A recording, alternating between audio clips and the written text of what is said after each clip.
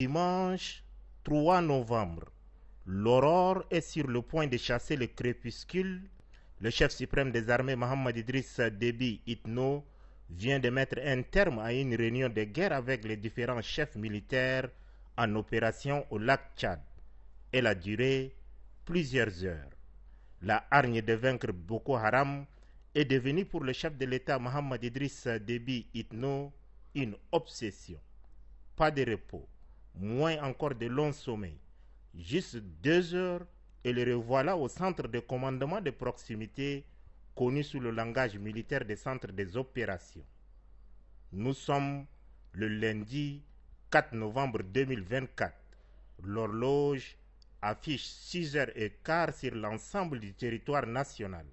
C'est l'ultime réunion de guerre. Cette fois-ci, le chef suprême des armées schématise son plan de guerre à l'aide d'une carte. Debout, bâton de commandement en main, il dévoile en grandeur nature au chef militaire son plan de prise en tenaille de l'ennemi.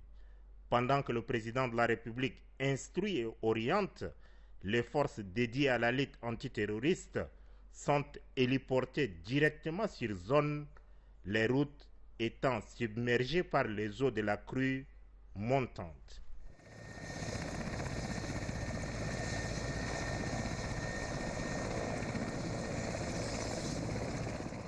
Entre-temps, les avions de chasse de l'armée de l'air ne laissent aucun répit aux fous de Boko Haram qui, dans des sauve-qui-peut, migrent désespérément de cachette en cachette.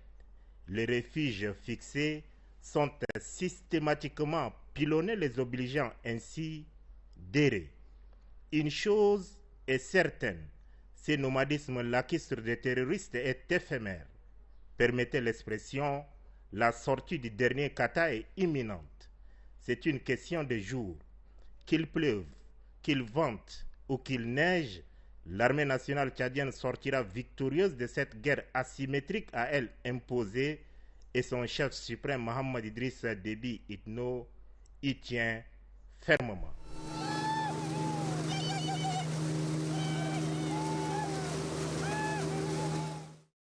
Éléments de la secte Boko Haram, sachez que l'affront sera lavé.